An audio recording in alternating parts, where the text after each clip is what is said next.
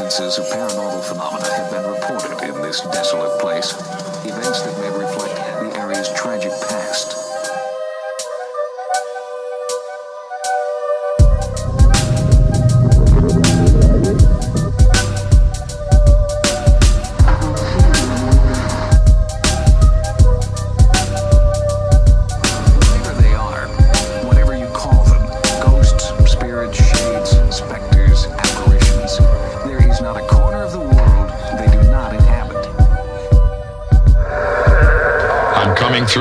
What's going on, guys? Welcome back to the Dangerous Podcast, where we talk all things paranormal. I'm Ken James, and this is Jason McKittrick. Hey, folks. If we're going to Howler Dwell in the Dark, we want to talk about it. And tonight, we are talking about a certain guy. People know him as the Great Beast 666. We know him as a fucking nerd. Fucking trust fund nerd. Yeah. LARPing trust fund. Well, no, actually, I stand corrected on saying, poser. But, yeah, Aleister Crowley. We're gonna tread down this road. Yeah. We've teased it before. We said we were gonna do it. We're actually doing it. And hey, guys, we're a new show.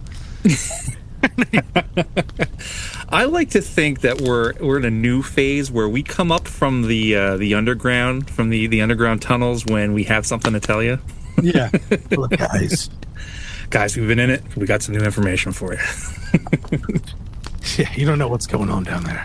Right. Yeah, you don't know when we're coming back up. You don't know what's going to happen. Just every once in a while, oh shit, and it's a new episode. Yeah. Now that Alex Jones is gone, Right. He'll be back. I was actually reading a thing about that. He's got a whole thing set up, but it's fine. He's still doing it. He's just the Infowars is gone. Belongs to now, or the Chive or whatever whatever it is. All right, guys, but before we get to Aleister, Mr. Crowley himself, we're going to go over to Jay for tonight's jump scare.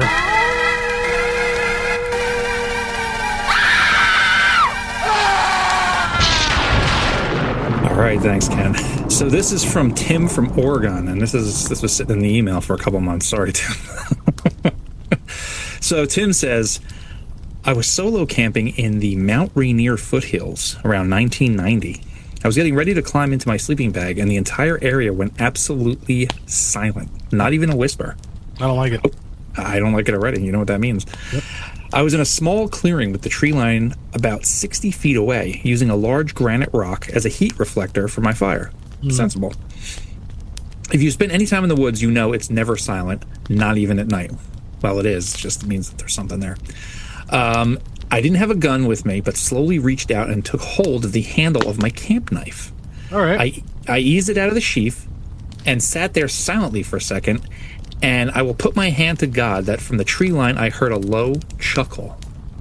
Okay. Like someone with a very deep voice found my pathetic weapon amusing. What a loser of the night, I guess. I spent the entire night sitting next to the largest fire I could build, back against that rock, knife in my hand, and not even within a heartbeat of sleeping.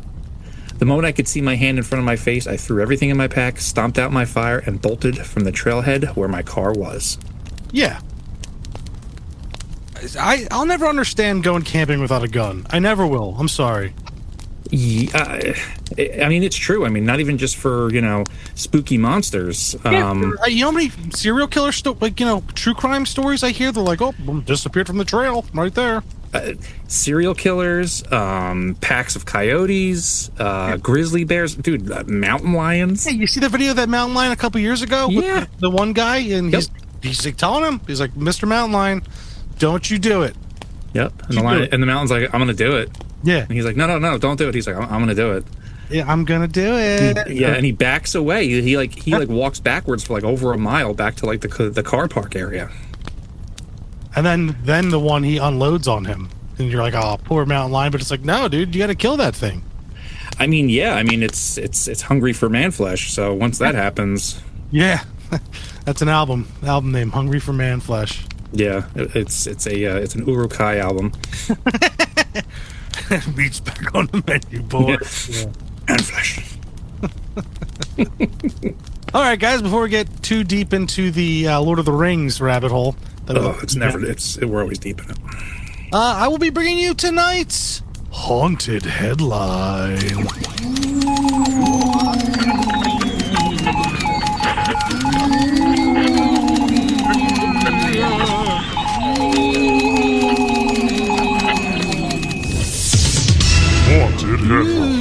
Hey! All right, guys.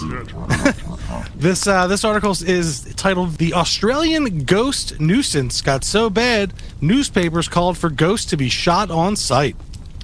All right, so this is, I guess, just recovering. It's popped back up from the vault. But back in the 19th and 20th centuries, Australia experienced a massive wave of what was called ghost hoaxing, where pranksters dressed as ghouls to terrorize citizens in the dark. The phenomenon caused so much panic and wasted police resources and violence that local newspapers formally suggested armed constables and vigilantes shoot the ghosts on sight. What kind of bullets we talking about here? I mean, if it's people hosting as ghosts. So here's what we got to find out. Do the newspapers think that it's actually ghosts, or do they know it's pranksters? So that's what we have to figure out here. As the, Are they the ghosts of pranksters? They could be, but I don't know. I don't know how this one ended. I don't know. There was government bounties put down. So, I mean, I think they know. But there were some actual shootings. Citizens eventually took the advice. There are historical accounts of residents firing shotguns loaded with rock salt and buckshot at the masked intruders. Yeah, vigilantes, panicked newspapers such as those in the gold mining city of Ballarat, Victoria, suggest arming constables with buckshot to shoot any ghosts on sight. So a lot of these people think they were ghosts. Okay. Editorials reason that real ghosts wouldn't be hurt and pranksters would quickly learn their lesson. So, I mean, yeah.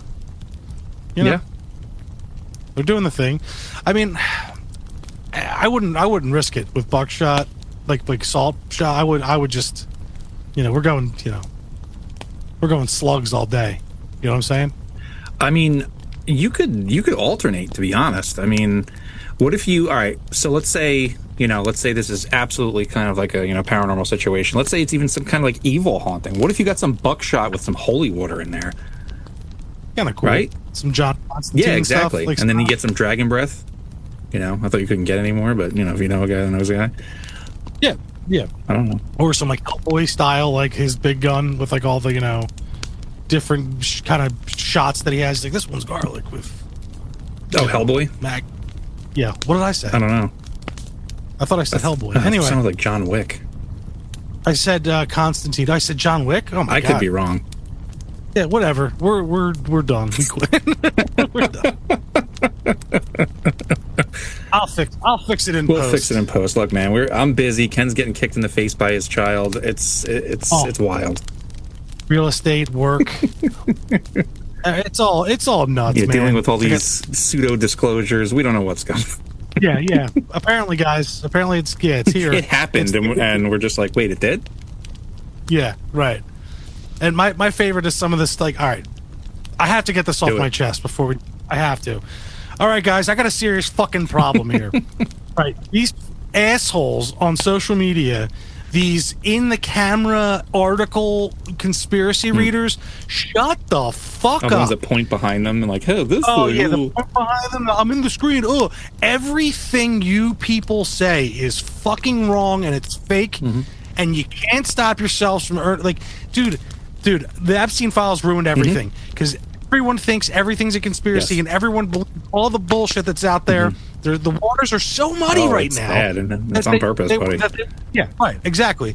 It's so muddy right now that no one knows their ass from a hole in a wall. Everyone's sending me things. I'm like, yo, you can't tell this is fake. You can't tell this person's an idiot. Go back, watch 2 other videos, 3 other videos, 4 of them.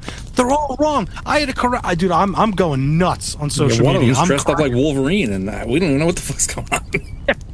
All right, to be fair, Two Polar is pretty sick. He stopped posting already. I don't know if you noticed. Yeah. Would you see the one, his full Wolverine costume? Oh, full on? It's on my That's God, right. yeah. That's right. I disembarked after that post. Yeah, oh my God, it's run its course. Yeah. It was well, but so that, guys, look, all this disclosure stuff, all the articles that are coming out, all the stuff you're seeing, people are releasing stuff along with stuff that isn't in the files, saying it's in the files, whether it be Epstein or the UFOs or JFK or all of it. People are posting stuff saying it's in the files that it's not in the fucking files. This is hoaxes on the internet that have been there forever. And there's stuff in the files, they're sectioned. All these, releases are sectioned as these are reports, these are suspicions, these are things that people reported to us. And if you read a little more, you go, oh, that's not real. This has been debunked. Investigation in all those files. So you just going, oh, well, this is in the files. That doesn't mean it's true. It's just someone reported it and it's wrong. Especially with a lot of the UFO stuff. Like, dude, I'm fed up. I'm done with you guys. You ruined me with conspiracies. I'm done. I'm plugging back in. I'm going back to the Matrix. I'm in. I just want to taste a steak, and I don't want to hear about tasty wheat or whatever the fuck. I'm done. I get it, man. I'm with you too. All this stuff. It's like, and yeah, I know we're all being played. It's all bullshit, and I get it. But I don't know. Sometimes you want to dream a little bit, and then sometimes you're like, you know what? I kind of want this to be real, and then you're like, fuck. Yeah. So. Yeah. Yeah. Who watches The Watchers, man? No, I don't even. Dude, even the disclosure thing, all of it. It's all just like you're saying. It's all mixed up. Everyone thinks it's like, oh, the Epstein files had UFO pictures in it. No. What the fuck? Someone said that to me the other day. I'm like, no. Yeah. No. Oh my god, the stuff people send me. I'm like, come on, man. I'm trying to work here.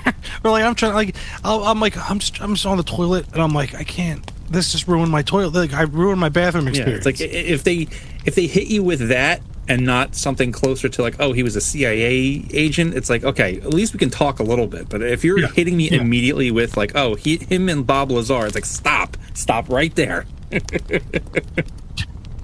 Or like, you get, dude, I'm so done with reptilians. Me too, man. They're the worst.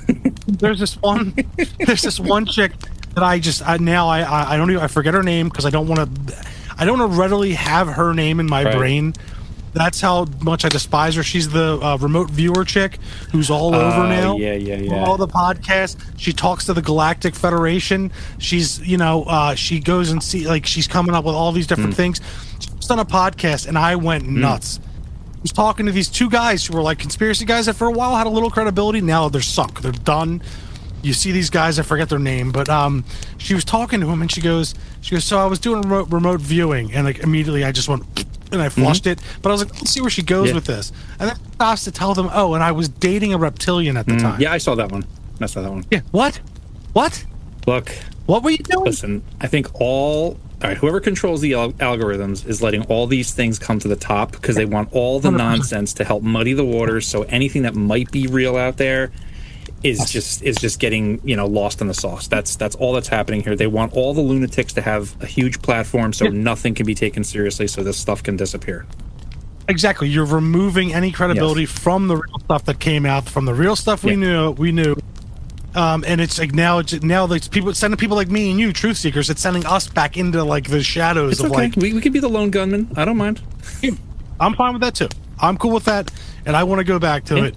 There was a point where like we got to a point where we were gonna be like, let's start talking more about this stuff. I'm at the point I don't want to fucking talk about it at all. That's the problem because they had to do this so everything can just seem ridiculous again. Yeah. So. Yeah. And they, you know what? Best psyop ever. They succeeded with me. Yeah. They really got me, and like I'm one of those people that tries not to get stubborn or tries to be stubborn in my approach with this kind of stuff and be like, no. There's some threads of truth somewhere here and there, dude. I don't care. Well, I think, I'm right with you. It's just the season I'm in. Let's say that the season I'm in is I don't want to hear your fucking reptilian. Oh, now Fox News is talking about the 4 different species recovered. I saw the clip of that. Jesse Waters. I'm like, come on, guys. This is supposed to be news. Like, it's like, first of all, the real ones knew about this shit for years, so it's not even like this isn't news. Yeah. This is like from the 90s. Yeah. Yeah. Watch Sightings. Watch an episode of Sightings, guys. Yeah. Tim White had a stranglehold on this shit. But the one thing I will take from this, and I think everyone can take from what's going on right now, is that there wouldn't be this much of a response to try to drown this shit if there wasn't something. We're always at that precipice, right? We know there's something. But we're never going to know what exactly it is unless they lose control of the situation completely and fucking aliens come out of the sky. Right. Or if you get abducted, by yourself and then Chuck Rack shows up, tries to tell you it's fake. Well, Chuck Rack's dead, so we don't got to worry about him. But The ghost. Imagine the ghost of Chuck Rack inside of a UFO. That'd be sick. I'd do that. Right? I would do that. Ghost of Chuck Rack and the ghost of a werewolf together in a UFO, and that works because it bends time and space, so it doesn't matter when. As long as they existed, they can be there. And they both tell you how much Travis Walton was full of shit. You know what? That's yes. like the entire conversation. Yeah. They're like, he's not a real redhead. He dyes his hair. It's Yeah. It's all for the look. It's all because, he wanted to seem credible. Yeah. So we went with him. Yeah. Liar in the Sky. Go check out that episode. Yeah. Someone got pissed. A couple people got pissed off about that one. Hey, good. You know what? I'm glad to be back talking with my bro. I've been harboring that for a while. I've been holding on to it. I'm sorry. I know this has nothing to do with Aleister Crowley. There's a little Grover stuff mixed in, but look, I just wanted to. I had to, man. I've been. It's all good, man. And you know what? We always get to the main topic. We always kind of bullshit about some of the stuff beforehand, and it's kind of linked because we're talking shit about what we're talking about because we're going to talk shit about this guy. Yeah, it's true. This fucking guy, man. We both in our own time we've watched documentaries. For years I've known about this guy, read about this guy, try to get to the bottom of it. Now, Jay, I'll let you take it away, brother. And thanks to everyone for listening, letting me get that off my chest. If you keep looking into your conspiracies, have fun. I'm just saying that's where I'm at. The season of my existence is. I'm just. Let's talk about Aleister Crowley. All right, so full disclosure here. I was gonna go full on like bio, go beat by beat. Yeah. But after looking into him, I mean, I've known about him forever. I mean, since I was 14, I had some dork bring in the Diary of a Drug Fiend. I was like, this is stupid. But I just spent the last 3 days researching this man, and I just what a completely just reprehensible human being. Yep. If you know anything about him, you know that. But I'm going to pose a question to anyone who's listening to this. If you admire this guy, why? Yeah. Why? Is it because you're an edgelord and you want to edgelord as hard as he edgelorded? I'm not even gonna throw any personal insults in there. I literally want to know. Tell me. Hit us, otherdangerouspodcast@gmail.com. Yeah. You can find us on Instagram or Facebook. Yeah, yeah. Blame us on Instagram. I don't care. Literally, there's no redeeming qualities about this human being unless you think it's cool that he just tried to turn Christianity on its head. Which, wow. Whoa, haven't seen that before. I got to the end of the story. Me and Ken were kind of talking. We're like, wow, so he was just a guy at the end of his life just realized he was a piece of shit and probably just should have just stuck with the traditional family thing. And it's like, yeah, kind of. Yeah, at the end, when he finally had like his son, and he kind of like realized. Well, we'll get to that, but yeah. No, it's fine because this is going to be a little bit disjointed. Yeah. But before we dive into it, there's a discrepancy on the pronunciation of his name.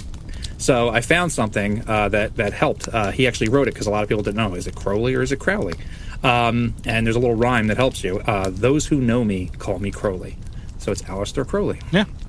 So thanks, Ozzy, for fucking that up, Mr. Crowley. But you know what?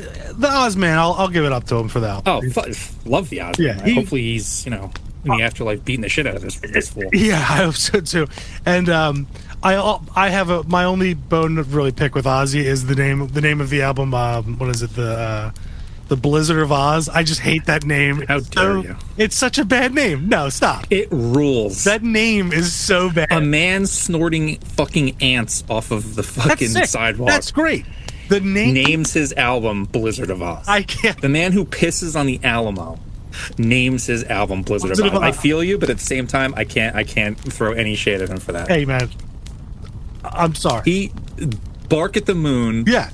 Just because that video and song exists. Okay. He's allowed to name it whatever he wants. He can. I'm just saying that's my qualm. That's my one, thing. Because I would get on my buddy at work about all the time. I'd be like, dude, Blizzard of Oz, and he'd be like, oh, how could you fucking say it? And I'm like, exactly. I'm on his side. yeah, this I know time. you. I'm sure you are. That's where I land on this one. I know, man. But that was like the big comeback for him. That album, that fucking, it propelled him. But I get it. It is kind of silly. It also does sound like a dessert. Like you go to fucking Dairy Queen. Yeah. Could I get the Blizzard of Oz? Yeah. Yeah, and it's like I just don't get the Wizard of Oz, Blizzard of Oz. He's Ozzy. It's like whoever came up with it was like, oh my god, this is a genius idea. Cocaine. Yeah, true. So much cocaine. Yeah, you're right. So much of the cocaine. And the Blizzard he's talking about is the cocaine, not snow. Yeah. Yeah. Okay. Mm-hmm. All right. He walks. Now that we cleared that up. Yeah. We got an Ozzy because of that, But yeah, no, I'm ready. I'm ready to rock. Okay. All right. So, like all contrarians. Yeah. Aleister Crowley was born as an overly emphasized religious kid. Mm-hmm. All right, his parents were a part of this. It was called the Plymouth Brethren, and they were this strict Christian movement. And as it always is the case, this was a form of Protestantism. These people always take it too far. No pleasure. I mean, the kid didn't get to have Christmas, no birthdays, no nothing. Yep. And even to the point where they were allowed to eat until satiety. They couldn't have they're not allowed to fill up on food. Like, what? Where did Jesus say that? Yeah. Where in the writings was he? He never said that. They had feasts all the time. Yeah. Remember the fish? Remember the fish that he made? Yeah, the fish and the wine at the wedding. Yeah. Come on. Yeah, come on. He got drunk with the fisherman. Come on. Right. But also on top of that, he was also born into this family that was extremely wealthy. Mm-hmm. And because of this, he kind of had this thing waiting for him, this giant trust fund that was going to be waiting for him at the end of this tunnel. Yeah. But while he was young, his father was a preacher in this Plymouth Brethren, and he grew up into this very ultra religious household, and it kind of it was the perfect recipe for future rebellion, and that's exactly what happened. So kind of fast forward a little bit with this overemphasis. Crowley's father, died while he was pretty young, and it's kind of interesting. His father died of tongue cancer. Kind of interesting. This weird preacher preaching all this stuff that was, I don't know, probably not real. Take his tongue. That's what you heard. Right. But then, his father dies of the tongue cancer. And then, and this is kind of was like the setting off point for him, because from here on, he kind of just broke off from the religious stuff, hated his mother, who started referring to him as the beast. And it's like, man, is this really where it came from? It's just mommy and daddy stuff, and it really is. Yeah. Yes. And this really seems to have opened this big wound between him and his mother and this whole religious world, and it just kind of broke down, and it became his thing to fight against. And this is just your classic teenage rebellion thing, but you mix in all that religion and then the fact that he was going to do whatever he wanted because he had so much money coming up, that it really was kind of like a sort of a perfect storm. Right, and it's kind of easy to say "do as thou wilt" when you're like, the money's coming, Yeah, yeah, it's easy. It's like do as thou wilt. It's like, yeah, I will, but all I got is the fucking ramen, and I can't go anywhere. Yeah, right now, I can't do as I wilt because it's down payment. Rent, car payment, insurance, and he's just like, I guess I'm not dedicated enough to the cause, And it's funny too, because people have mentioned that. They're like, he's just a spoiled rich kid who just rebelled against his parents, and that's really all the whole thing is just that, because he was kept away from other kids because of the religious stuff. And he, the rest of his life was this motif of I'm just going to rebel against everything. And then, it's like, okay. It's the one thing I said to you last night that I was like, I don't want to forget this, but I found a better way to put it, because I just was like, here's this little, paragraph. Yeah. And it's the petulance of a teenager carried on through his life. Like, that's really what it is. It's the scorn petulance of a rich kid weaponized in his own life. Yeah, and 100%, because of all the money, he never had to grow up. Yeah, and he tried to take as many people with him as he could, much like you'll see. It's not as, you'll see a lot of these, celebs and all this stuff that try to get everyone to do their thing. I mean, it's not Satanism or, banging corpses or whatever they got into. But it's, they try to get people to come along with the wild crap. They're like, because they're not fulfilled, nothing's filling their hole. They get jealous of people that are fulfilled, and they're like, come on, no, do this crazy shit. Yeah, be miserable with me. Come with me. Let's open your hole, and it'll never fill. Right. He'll fill it, right. but the one in your soul or heart or belief. Are you saying hole or soul? Boy's soul. I'm saying. Okay. So I didn't know this was the Toll Troll. Yeah, right. episode. It is. It's Rum Ham. It's Toll Troll. It's all of it. It all works. And if anything, if they ever make a biopic, he's getting old now, but just let Danny DeVito play Crowley. Oh my God. So. Dude, he's like black butts are good. Black butts are good. I was just thinking about that earlier today. Sure. Yep.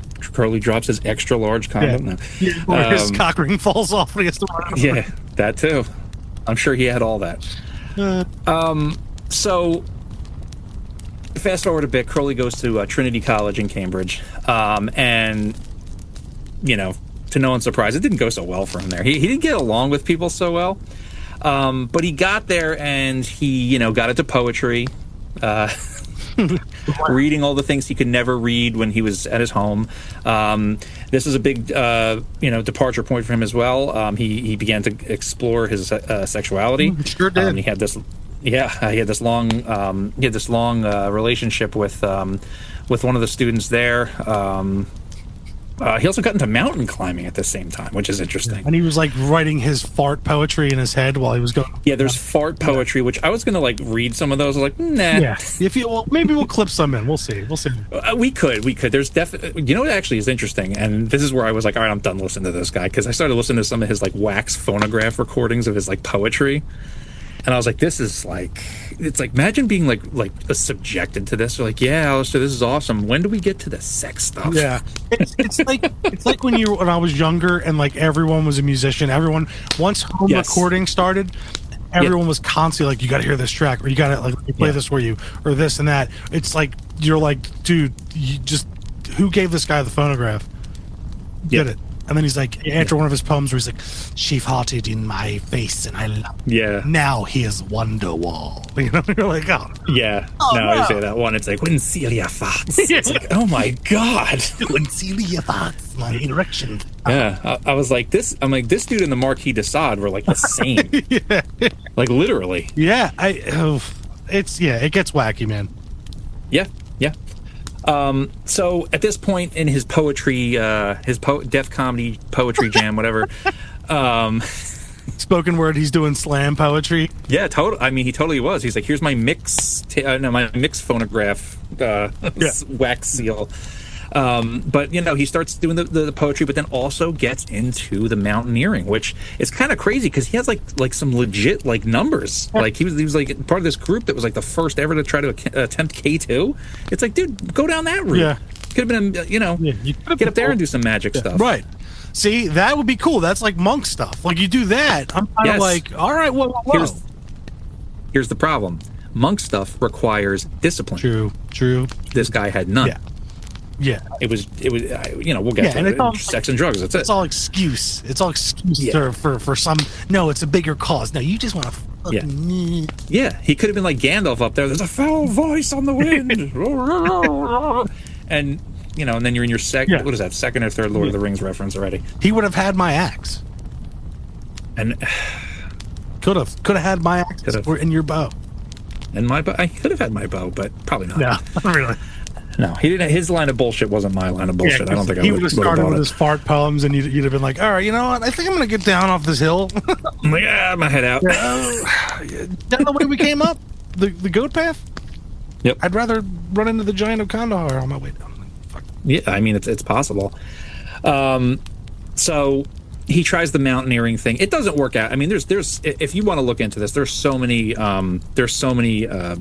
documentaries on this dude, and there's this one on that we kind of base this whole episode off of. There's one on YouTube. It's called it's Aleister Crowley, the the Man Beast, something like that. It's pretty great. It's like holy shit 90s, and Brian Cox is the narrator, which kind of, it's fun. And they have these occult dorks in there. They're like, he was the new Messiah. It's like he wasn't. I like the one guy that like is like kind of like kneeling out front of like a church. I don't know if is it that one or is that the Scariest Places on Earth? It's one. I think it might be that one where the guy's just like, the guy was a lunatic. He's kind of just like, you think this guy's gonna be like all about it, and he's just like, nah. He's like chain smoking cigarettes, like. Yeah, no, that was Scariest Places. Okay, that was okay. That guy, I was like, I like that guy. I mean, both are 90s productions, and I appreciated it because it's like this was the height of media right here. Yeah, because you get the voice actor coming in pretending to be him, and then you're like, that's how that guy sounded. Yeah, right there. Yeah. No, so he goes on a few of these mountaineering things, and what's kind of funny is that he gets up there and like everyone hates him. They're just like they get up there and they're like, he's just trying to boss everybody around.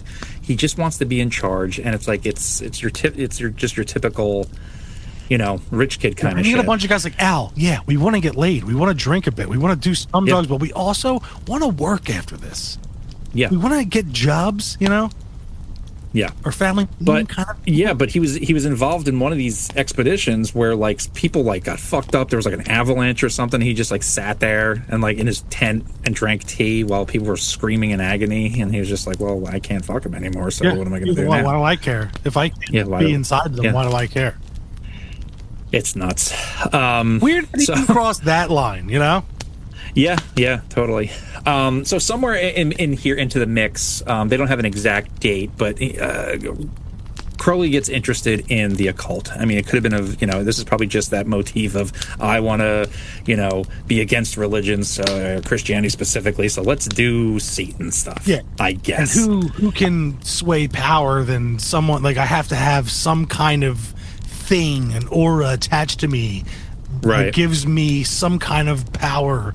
What were they called? A charismatic leadership thing I need to get. Right. Sure. So he goes for the top, and because of his money, he's able to. He tries to join the Hermetic Order of the Golden Dawn. Now, this was a real like order, but like it was just for like bored aristocrats. You know what I mean? Like if you've ever seen The Ninth Gate, it's like. These is just for bored aristocrats to entertain their jaded sexual appetites. It's exactly what it was. It's like it's not even like it's cool. You get some cool robes. No one else is allowed to show up, and like you say some funny words out of a silly book, and it's really all that it was. And if you want to tell me that it's more, right. But you have a lot of like poets and writers and like you have. Yeah, some people who are looking for something else, because a lot of them are have reached kind of peak in their field. You have some people like, what else can I mix in with this? Bored millionaires. What can I do now? I mean, these are your Epstein Island people right here. Your Grover. You had Yates was a member, and Bram Stoker was a member. But I don't know if he ever had like a wizard battle with. I think Yates did. Wasn't it Yates? Yeah. Okay. Well, yeah. So he's there. They have a falling out, but they're okay. So I heard this on I think another podcast, and I was like, "This is my favorite fucking story, maybe ever." Besides, like going to H.P. Lovecraft and like. Well, this is also the germ for this episode. You're like, remember? You were telling me like, like a wizard battle. I was like, what? Yeah. Mm-hmm. Did they have wands? No, they started doing spells at each other, and I was like, these fucking nerds. Remember, you ever see Year One? Yeah. With Jack Black, and remember Oliver Platt's character? Yes. Where he's doing them, and he's like, next time it'll be a like a laser beam or a fireball. And like, that's what I picture. But so there's a legendary. There's a legendary conflict between Crowley and Yates. It peaked in the 1900s during a chaotic event known as the Battle of Blythe Road. The situation unfolded as follows. The cause of it was the London members of the Golden Dawn revolted against the Order's autocratic leader, S.L. MacGregor Mathers. Mathers, who was Crowley's mentor, sent Crowley to London in ceremonial robes and armed with magical weapons to seize the Order's temple, space, and documents. The resistance was W.P. Yeats, a high-ranking member of the London Lodge, opposed Crowley and barred the doors to the temple at 36 Blythe Road. The battle, the two men and their supporters confronted each other with rumors and legends claiming they exchanged magical curses. According to a famous, heavily encountered story, Yeats ended the physical confrontation by kicking Crowley down the stairs. So they were like, you picture a bunch of these nerds and they're doing spells, and Yeats is finally just like, oh, fuck it, and just kicks him down the stairs. He's done. If the stunner was out, then he would have done that, you know? Oh, I love that story so much, and I remember listening to it, laughing so hard. Like, these guys, so Mathers sends, you know, sees, thinking he's someone of like magical power. He sends magical weapons with him. Sees the ceremonial spaces and all the documents. Return them to me. If they give you any resistance, use this spell. I mean, it's just, you know, they're just Harry Potter and cosplayers. You know, like on like a landing somewhere. Were they both banned from Quidditch the next day after this fight, or what? I can tell you, Crowley was. He got kicked down the stairs and was like, "You guys really suck," and just like ran away. They're so fucking stupid. You know what ends a wizard fight really fucking quick? Kicking a guy down a flight of fucking stairs. Over. He's a float down. He probably said that. He probably said float down and just fucking kicked them. You know, your magic is so strong. And it's like two guys that are just not used to like physical altercation ever, so you know he took it really, really bad. He didn't handle it well. Like at all. You're a rich kid getting kicked down fucking stairs. And you can imagine he was just like, you know, he just like laid there for a little bit. Yeah, like. He probably had the wind knocked Yeah, down totally. And he was just like, oh, he hit me with one of his powerful spells. It's like, it was a spell. He was like, the power's too great. And then some regular street kid was just like, no, he just kicked you down the fucking stairs. Yeah, you right in the chest, Aleister. You got a boot to the fucking chest. For years, Hulk Hogan has set his career on this. Oh my God, I loved it. We had to stop here. We had to stop and talk about it. Yeah. Could you imagine, like, you're starting to smell yourself? You know, you're starting to believe yourself, like, as a big time, and your mentor is like, oh, dude, you got talent. Yeah. Like, you got magical ability. I feel it all feeling around you. You're my guy. I need you to go seize this shit. Yep. And then some dude gets so mad at your spells that he kicks you downstairs. He heel stomps you down fucking... Yeah. I hate to say it, but this is smart as you. And like I would have thought, like, at that point he would have changed everything. No, but this guy could just twist these stories. He made it work for him. Yeah, he's like, I survived. I should have died, but I should have died. But the devil's magic was upon me. Yeah. Yeah, I guess. I mean, but that was it for him. I mean, this is where he made his enemies in this order here. Yeah. And we kind of glossed over it, but this Golden Dawn was like it drew on Hermeticism, Kabbalah, astrology, tarot, ceremonial magic, and other esoteric systems. And apparently, he was also into yoga. Sure.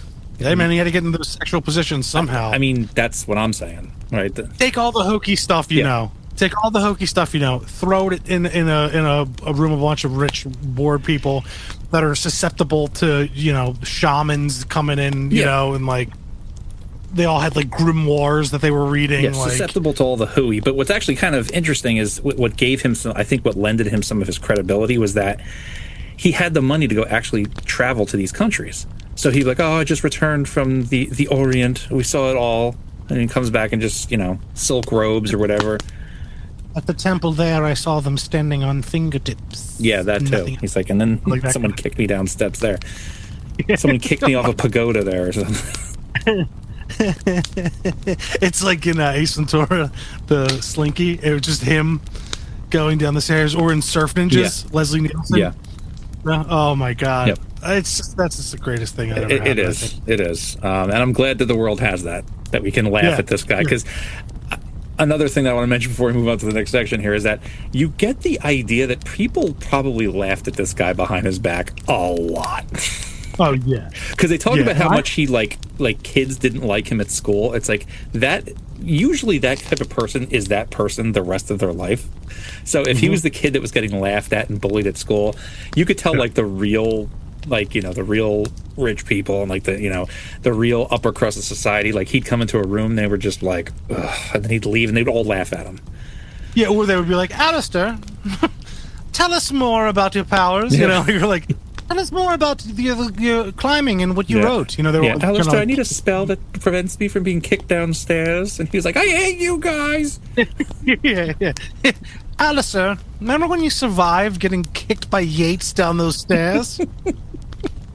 What spell did you cast to heal yourself to get back to London? You know, like, I remember the first time I heard that story. I was just like, I never heard that before. I was like, thank the Lord that someone did that.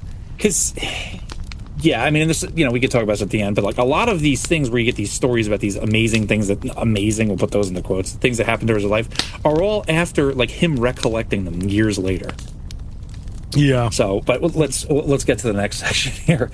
So the next chapter for him here is like after getting kicked out of the Golden Dawn, he's like, I got to make my own thing. And in 1899, Crowley purchased the Boleskine House. And now this is a secluded property on the shore of Loch Ness. Ancient mansion that's probably haunted on the shores of Loch Ness. This is the only thing in this episode getting a Wendigo riff. Okay, because we'll come back to this. So this was going to be his ritual space, right? He was going to have, and he was there specifically for this one rite, which was this rite called the Abramelin. And now this is from a grimoire, and it was going to help him contact his own guardian angel. Okay? Right. So, now, picture that this place already has a reputation. Yes. Before he purchased it, and lives there. So that's awesome. Mm-hmm. And this rich dickhead, you know, has to come in and kind of like stain this place a bit, you know? Right. Sorry for breaking. No, all good. Now, he was, you know, he came there specifically for this rite, and it's kind of interesting because this whole house, this became part of the Crowley legend, like big time. There were stories of hauntings, disturbances, occult rites, and then later tragedies that kind of attached themselves to the house. So it already had, before he even got there was this supernatural like residue that they were, I guess they kind of called it, and there was already accumulating folklore before all of this. So this kind of became like, you know, it's the haunted house by the lake kind of thing. Like he kind of like had this thing happen here. The residue, I like. Yeah, no, it's kind of interesting. If you're in the circle. Yeah. So now here's where we go into the fun occult stuff. I mean, this is, you know, obviously I can't believe in any of this, but because it's just this whatever. But there's a lot of people that do, so we'll put on our wizard hats. And tinfoil wizard hats. So what's that? Tinfoil wizard hats? No, the one that sorts you into your house. Ah, yeah. Touche. Yeah, exactly. So he tried to perform this rite. Now, what's this book from this apparently this like ancient Hebrew wizard Abramelin? I don't know. I mean, looking into this, the facts are just not facts. So it's kind of hard to really place this. And he had this grimoire apparently, and this was like an actual this is like straight up like a Necronomicon kind of situation. I wish you could see the looks on both of our faces. Like as Jay is explaining it, the look of like, I don't even know what the word is. It's like almost, it's not bewilderment, but it's like I have to tell this part, and I just have a shit-eating grin on my face. Incredulity, I think, is what you're looking for. Incredulity. I like it. Yeah, no. So he's so funny that you have to explain it. It's so much. It's almost like cosplay here. Like this is the way I kind of view this. But to the serious folk, that's why I say we put our wizard hats on. Let's say this is all real. He was a powerful practitioner and all that. Were those words they like to use. So he was trying to do this ritual and to contact his guardian angel, which we'll come back to that. I find that interesting. This was a very complicated ritual that he had to like wake up at weird times in the night. He had to like do this chanting. He had I don't know if he had to drink any goat's blood at that time. I don't know. But apparently he didn't finish the ritual. And because of that, a lot of occult scholars, heavy air quotes there, say that because he didn't finish this ritual, this opened a portal there. He left the door open. Yes, he didn't banish when he was done. Well, this goes back to your point, discipline. Yes. This man didn't have any discipline. Now, hey, if you believe in this stuff, great. I don't go for it. But if you are in that camp of believing it, they think that there's a few things that happen here. It opened this portal. It has this unfinished ritual where, because apparently to do this ritual, you have to like appeal to demons, because apparently the good, like the angels or the good spirits, they are more powerful than demons, but you're actually using those good powers to control demons. It's like, wow, this is some dark shit if you believe into this stuff. It's like, it sounds like the King Solomon stuff. It is. It very much is the lesser, the Goetia, the lesser key of Solomon. He messed with that. I mean, we'll get to that in a little bit. Yes. So this if you know your biblical what's stuff. that? I'm sorry. If you know your biblical Sure. stuff. I mean, this is fumblings, in my opinion. This is like a young guy trying to like mess with stuff. He thinks he's cool. He's got the money. He buys this cool house on Loch Ness. He's doing his thing. But from the occult perspective, he didn't complete the ritual and apparently let demons in, some kind of weird demons. And there's actually a belief from some people that he summoned the Loch Ness monster.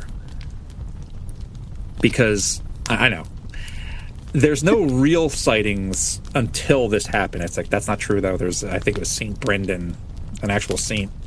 We covered it. We covered it, It's like, yeah. I did like an Irish or Scottish accent for like 5 minutes. Right. That's right. Yeah. So it's like, okay, I hear what you're saying, and I know you want to connect these stories, and you want Aleister Crowley to be the person that brought all the demons into the world, but the Loch Ness monster, like, okay, whatever. It's fun. It's a guy on Instagram pointing behind him, pointing at stuff. Bet you didn't know that Aleister Crowley. Yeah, exactly. So there's that. Now, after his dabblings in the occult here, he leaves and he goes on to this trip to Cairo, apparently, right? Now, there's a lot of don't get me wrong, there's a lot of beats in here that we're going to miss. This is not a full-on, if you want to read about this guy or watch a documentary, please do it. We're just kind of going over the major points. This is our take on this guy. Because this is the important stuff. So,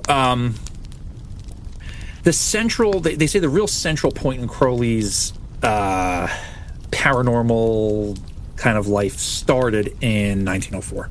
And this is when Crowley and his new wife, Rose Edith Kelly, went to Cairo. All right. And this is during their honeymoon, which was very debaucherous. I shouldn't even have to preface that. Every time he's anywhere, there's debauchery going on. All hours of the night. Never stops. Yeah. Yes.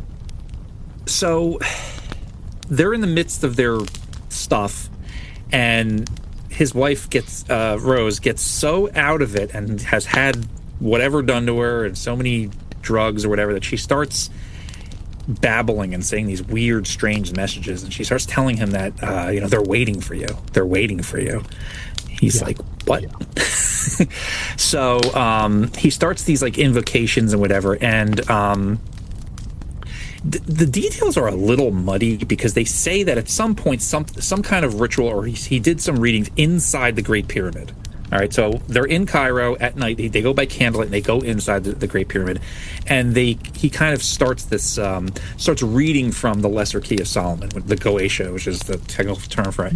Now, this book, if you don't know anything about it, I'm not going to go fully into it, but it's essentially it's a book for contacting demons. Literally, that's what it's for. So he's in the Great Pyramid. Solomon what commanded demons was basically kind of the idea. He was so rich and powerful, and he was the smartest man ever, that he figured out ways to command. And his magic ring. And his magic, he did have a magic ring. You're right, very Lovecraft of him. Very Green Lantern. I don't know. Was King Solomon the first Green Lantern? Maybe. Hot take. So they're in the Great Pyramid. He's saying these chants, and they're doing this thing, and he's still trying to contact his guardian angel, and His guardian angel, Steve. Iwas was his name, which is very Egyptian. Now, I just want to stop here real quick. Crowley had thrown out all religious belief in anything. We think, right? Because he's talking about other things. So, but he's trying to contact his guardian angel. It's like, if you're going to throw it all out, which is it? Well, His so guardian angels are strictly a Roman Catholic thing. Yeah. So my take on it is definitely at this point he's so fucked up and he's so lost in the salt. Yeah, God, I fucked up. He starts his North Star becomes his drug-induced crazy wife. Sure. So like she starts feeding him this stuff, and she's pulling from whatever rocket ship she fired off of that had sucked shit in and is pouring it out, you know. So she's going back to shit she learned in Sunday school after dedicated, and she becomes his, Elaine Warren. You know, Rose he's Kelly, now she's Irish, so she's exactly. She's pulling shillelaghs out of her ass, banging it into his head. So at this point, I think literally at this point he gets it back into his head that no, it's a power struggle, it's a power dynamic, and I need to. It worked. Everything I've been doing to this point has worked. I found you. It's all a mission. It's the messages are coming from you now. I tuned into the other side. My do as thou will shit is working. So, that's where this kind of comes from. So during this trip is where she starts chanting and saying that they're waiting for you, and then she tells them that we have to go, to the museum in Cairo, and they go to this specific. He's like, well, where is this? Who's contacting you? Which one of these? Who is it? Show me. And she goes down there and she goes right to this statue of Thoth, apparently, Thoth, however you pronounce it, the Egyptian god of wisdom. And she says, him. This is the guy who's talking to me. And it just happens that the exhibit was number 666. Interesting. It's fucking exhausting. But dude, this is what I'm going to say. This was told to people years later, so he's just he's shining this up big time. But that night, apparently, they go home and he's told to just write down what he hears, and apparently it's like 3 days or whatever. And he comes back with his book of the law, which was dictated to him by this Iwas character, and he has his whole thing of his do what thou wilt. His whole thing, the whole of the law is do what thou wilt. And wait, here comes the guy in the screen. Oh, did you see the description of the picture of what he looks like? It looks like a gray alien. Oh, man, we'll get to that. That's Lamb. We'll get to that. That's somebody else. Sorry. Excuse me. Sorry for mixing up this bullshit. Sorry, it's hard, and it's hard to keep it straight. So if you keep derailing me, we're gonna have just a bullshit sandwich. I'm sorry, man. It's been a while. I'm trying to lay out his bullshit here. But his whole law was do what thou wilt, and it was a lot of people going through this stuff the last couple of days. A lot of people have a lot of interpretations of what that means. Some people say, yeah, man, just do whatever the fuck I want. And then you have other people that it's like, no, you're supposed to follow your will and to figure out what it is that you're meant to do in this world, and that's what you're supposed to follow. It's like, okay, that sounds like someone that's not on drugs and is trying to make sense of all this stuff, and they think it's cool because you get to wear robes and headdresses or whatever. But it's still, you start looking at it the way that it's all set up. It's like, this is just you took Christianity and you took some things out and threw some other stuff on top of it. You took what you knew. Took a trip to Egypt and mixed that. Look, man, if you're doing all this crazy stuff, and this is also close to where he starts, I'm not going to say invents, but popularizes sex magic with drugs, you're going to come up with some stuff. It's very much so the Jeet Kune Do of the paranormal. Yeah, okay. You know what I'm saying? I was going to say he was more the Sheeta Kim of the martial arts world. I don't know. Well, the Jeet Kune Do definitely has the cocaine aspect to it. You know what I'm saying? So he lays out this law, but it really just sounds like license. He's building a religion, which we'll get to it later with L. Ron Hubbard. You want to do what you want, you build a religion, and it looks like it just gives him license to pursue, his appetites, his ego, his cruelty, his destructive nature. But uncleanliness is desire to not shower or bathe. Yeah, he must have been something, huh? But this is it. He kind of, crowns himself this new prophet of like this new eon kind of thing going on, and he's the new Messiah essentially in his words. Yeah. So his new religion, he gives a name to it, a thelema, which is the Greek word for will, or thelema. I don't know. I've heard like 12 different pronunciations. Yeah, I think I've heard it the way you pronounce it, thelema, the most. Okay, we'll go with that then, even if I say it again. And the whole, the heart of the idea is that each person has a true will, and that spiritual life consists of discovering and fulfilling it. That's what his religion is supposed to be. Mortal Kombat. Yes. Thelema drew from Egyptian imagery, as we said, ceremonial magic, yoga, mysticism, sexuality, and Crowley's own vast symbolic imagination. Drugs. The yoga portion was probably him doing what a lot of martial arts teachers do, where they're like, they don't do it, they just dictate how it's done, That, but also I think he would, they said he would get into a room, take all his clothes off, and do yoga poses and make people watch. All right. A lot of people were like, I'm out. Yeah. Yeah, like, oh, I respect it. It's too glorious to gaze upon. I must stay out of the room. I will send my wife in my stead. Go check this out. So weird holes. Right. And it's not just that, and it was just not just the belief system, it was also they had practice too. So like there was ritual. He would have people do these disciplines that he never did, where he would have people like literally like go into a room and stare at these images on unbelievable amounts of drugs, and just to like basically see what would happen, like just to break their will kind of thing. Like he's stand on top of this pole as I shoot spitballs at you. Like exactly. A lot of parallels. Bumblebee tuna. Yeah, so and mixed in all of this, everything led back to and then now we have sex. So it was just completely it's like, listen, man, I'm starting to see the pattern here, and it just seems like you're just trying to get your rocks off every day as many times as you possibly can. In different ways, all right, you're gonna start this painting on all these drugs. Once you're done, So it seems like one of those, like you hear about these like sex maniacs who like, I can't get off unless the moon is full. I have a firecracker in this hand, and it's like he has all these specific things, and it just gets weirder and weirder because he's just had so many weird like sexual encounters.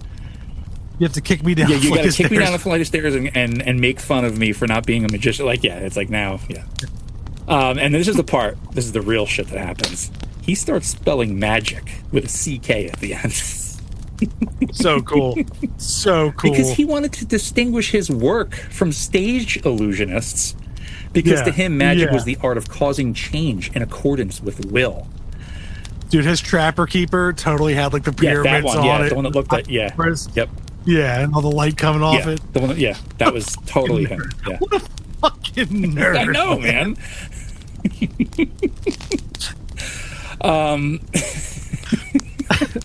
This is why bullying needs to make a comeback. I mean, we're too late. I mean, Yeah, you're right. If I had a time machine, a lot of people are like, I'm going back, I'm killing Hitler. I'm going back, I'm stopping this. I'm going back and I'm bullying Aleister Crowley is what I'm doing. Yeah. Yeah, exactly. But this is and as each iteration of this continues on, it just goes more into excess and more debauchery and so in 1912 he becomes, because he's amassed these followers, people think that he's like legit. I mean, he also has these like sex slaves, essentially. People just do whatever he wants. So in 1912, Crowley became involved with the OTO, the Ordo Templi Orientis, which is this esoteric order, same kind of thing, ritual structures, influenced by Freemasonry and like occult initiations and whatnot. More of this, like, just like the Order of the Golden Dawn, just bored millionaires. Yeah, but it's probably just also shit that he doesn't even really know about. It's all like hearsay of the different things because he's not a member of these groups. Well, he was a member. He wasn't a Mason, huh? He wasn't a Mason. No, he wasn't a Mason. But this OTO, which was around for a long time, apparently, he became he rose up through the ranks and basically took it over. Right, but I'm saying the rituals from that, and the stuff from that is all lore from these. Like the OTO, they weren't Masons. They weren't. No, but they were kind of like contemporaries. So like we still have Freemasons, but we don't have this shit anymore. Like there was a lot of these back then. Right, but you're also taking from hearsay. You're not taking from their actual stuff. Like that all shit's guarded. That's all gate kept. It isn't though. Like you could look all that stuff up anyway. Right, but not the 33-degree stuff. Not the real. I don't know. I think the Masons have had their the lid blown off of them. I don't think they're like the I want to see what the Bonesmen do. I want to see what the Grovers do. Once again, that's what I'm saying. There's still levels above that. Yeah, I'm sure. I'm sure. Yeah. I'm a Knight of Columbus, dude. There's stuff I'm sure up the top of there that are like, I can't show you this yet, Ken. You can't get your lightsaber until you whatever. Yeah. They're like, you can drink at the bar. Right. That's what my, that's my you get $3 beers. Yeah. I get that, and I get like an email monthly. They're like, hey, you need insurance? Wow. That's my level of, Well, you haven't introduced sex magic to the to the fucking lodge. Anyway, so Crowley gets into the OTO. He reshaped parts of the entire thing. He brings his religion into it. He takes it over. They start accepting his book of the law, and he comes in and he starts. He changes his name to this. He has a magical name inside the OTO. And now he starts going by the name Baphomet, which some people this would be like a red flag, but this is just more dork stuff to me. You will call me Baphomet. It's like, nah. Baphomet is. It's just, why would I do that? And like, oh God, as above, so below, the intersex and interspecies, and but this is nerds erect. They erect statues of Baphomet, and they go, in the polite society of the time, I think this is like the Edwardian era. Yeah, people will be horrified by this kind of stuff, but like we look at it now, we're like, really? Yeah, and it's like, I don't know. The Terrifier movies exist. We've seen it all. You know what? That's my baseline too, because it's like, is today going to be a good day? It's like, yeah. It's like, but I'm going to see a kid with a Terrifier T-shirt on. I'm going to want to tell him a lot of things, and I'm not going to, because in the end it'll just hurt me. Went to a sweet ass flea market out in Quakertown, and they had this like really awesome indoor. When I was telling you about it and all this, I went into their comic store, and they had action figures. Like sick. I was looking around. I was like, do I need anything in here? Do I need is calling to me? And I went to their horror area, just a giant fucking Art the Clown statue, Art the Clown shit everywhere. And I was just like, babe, we gotta go. Because there's no artistry to any of those. I mean, it's all there really is to it. Take the worst Friday the 13th. It's better than any of those movies. Right, exactly. And they had the one Ghost Rider figure that I've been looking at, the blue, the original outfit. Yeah, Johnny Blaze. Yeah, exactly. But it's the one. Not Hot Toys or Big Bad Toys. I forget. It might be Hot Marvel Toys. Legends? But it's the one. It's not Legends. It's the one that comes with the motorcycle and him. They wanted 64. I've seen it on 45. Either way, they had it there for 60, and I was like, I might need that, but not for 60. Right. I could. Right. But then I saw I went to their horror section, and I was like, yeah, let's go. Right. Let's get out of here. So is Art the Clown the current day Aleister Crowley? Yes. Crowley. Yes, you didn't have to finish. Okay. Yes. Why do you finish the episode? Yeah, right. That's it. We figured it out. We're done. So he has this magical name of Baphomet now. Everyone's afraid of him, allegedly. He's really pushing the Beast 666 thing going on now. It's his magical number that goes along with it. Everyone, he's kind of like cultivating this whole thing. He wants to be seen as like a prophet, this mystic. A lot of people already see him as a fraud. He's wearing his pyramid hat. Totally doing this nonsense. Yeah, doing that shit. But then we get to his worst period, which is where he goes and he starts his Abbey of Thelema. All right, and this is in 1920. He decides to go. He's like, we need to take our stuff somewhere where people are not going to bother us. And I think, because they already had the idea that, like, look, the authorities are going to look into this. I mean, this is not even like, this is back in a time when, like, even if they thought you were gay, like, you're going to jail. So, like, he could not have any of this kind of stuff out in the open. So they go to Sicily. Ciao. Oh. So they go to this place in Cefalù, Sicily, with this new woman that he has with him. I may also have glossed over a huge thing that happened here because there's so much bullshit to wade through. But like you said, I'm trying, folks, and I wanted this to. This guy is such like. the thing about this dude's life, there's so much nonsense in it that it's like it's hard to keep the points together. But somewhere in here, they travel to the Far East with his first wife. At this point, they're not together anymore, and they had a kid. They had a daughter, and he abandoned them. He was like, "Fuck this! This is responsibility. Yeah. Fuck this." Him and his first wife Rose, and they had a daughter. She had like some like long magical sounding name, and she died of like diphtheria or cholera or something like that. And she was like a toddler, and he just abandoned them, and she died. And he showed no emotion about it, and he just blamed it on his wife. Said, "Oh, she was an alcoholic, so it was her fault." Yeah. Oh yeah, but what are you doing? Yeah. Like, what are you doing? Oh, that's her fault because she was an alcoholic. Yeah. Yeah. God. I wish there was a time machine. Exactly. So let's get through this nonsense. So 1920, he's there in Sicily. This new woman, Lee Herzig. This was going to be. They're trying to set up. This is their commune. This is this is the first like hippie commune kind of thing. Trying to go a spiritual community, a place where they can have their thelema practice, and they could do anything they want. So this place was just. There were no rules. They had some children with them. They had a bunch of people that followed them there. It was just sex, rituals.